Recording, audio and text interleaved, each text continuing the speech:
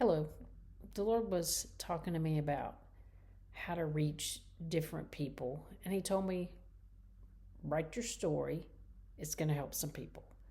So I'm going to start from when I was 9 years old. I had meningitis, and I died for a while, and God sent me back. And the details of that story are for another time. But from that point forward, I knew God existed. It, you know, it wasn't just a fairy tale or a myth. I knew God existed. But I'm going to tell you, I fought that knowledge because of the things I heard from Christians, the judgment, the things I heard from religious leaders, the world. Um, and I saw all these lies and half truths, and I just felt like they were being used to, as God tells me, to manipulate people. So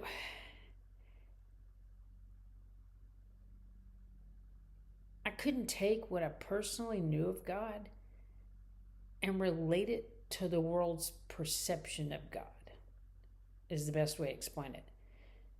When I would go into a church, I would get physically nauseous and feel extremely unsettled.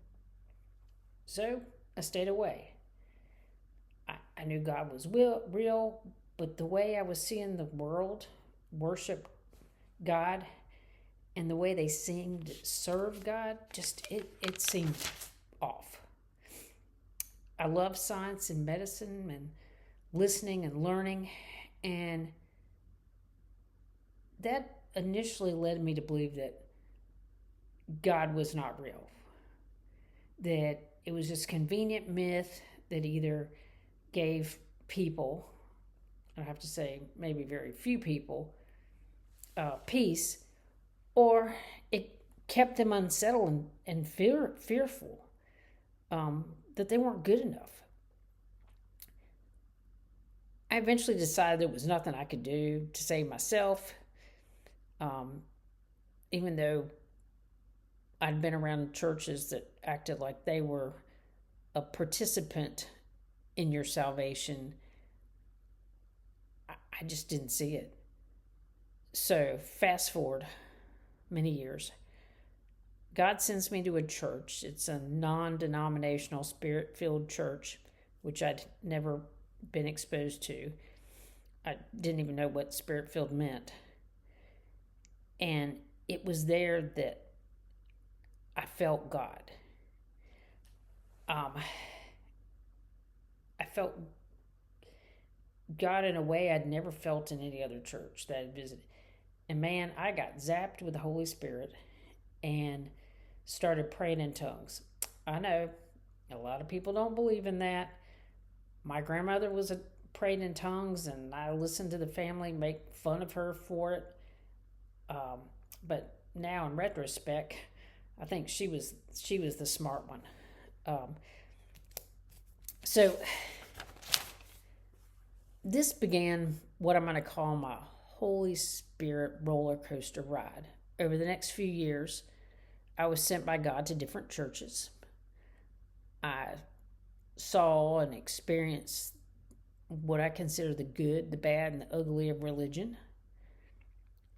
I saw the killing, the stealing, and destroying of people's understanding of the one and only true living God. I saw how many churches hurt people and exclude people. And I'm going to be honest, I'm grateful for the many folks who helped me further my understanding of God and how to prosper. And I'm not talking about the money part, but how to prosper in His kingdom. But the biggest shout out really goes to the Holy Spirit. He taught me through dreams, through visions, through words of knowledge. And I'm going to tell you, I am not special. God will do this for everyone who seeks Him, who asks questions. I remember I had some questions that I was asking God, and I woke up one morning with the thought to go read a verse.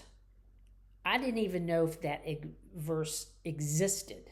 Okay, I hadn't read the Bible much at that point, and when I went to it and I read it, it applied totally to the question I had been asking. So it was so incredibly cool to know that God loved me and He wanted to talk to me and He wanted to answer my questions. And even if you don't believe in Him, there are many people that I've heard testimonies from who didn't believe in God, Jesus, but they asked questions and He answered. So I'm telling you, be like a little kid. Ask a lot of questions. Talk to Him about your worries, your fears. Ask Him how He sees you. I'm going to be honest, you don't always get the answers right away, but you pay attention.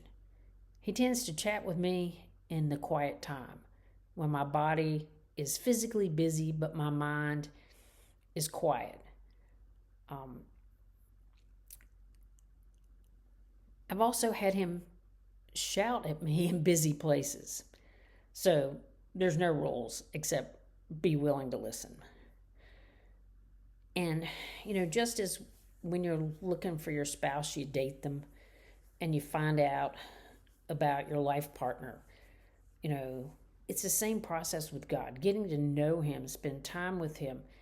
And He loves you no matter what anyone else says. Don't let anybody convince you that you have to change or be different for Him to love you. He created you. He loves you.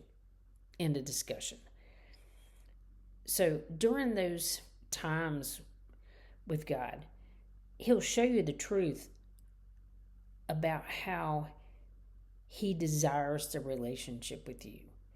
And you'll learn what loving God looks like. And it's not exactly what you hear in church, but you got to find that out for yourself. You got to let Holy Spirit lead you into that truth.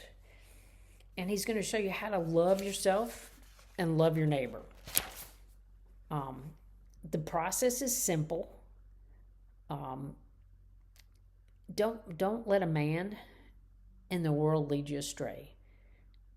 And don't let them judge what is right or wrong for you. God has plans and purposes for all of us, and they're not all going to look the same. So I hope this blesses you, and I just encourage you, be like a little child. Ask a lot of questions.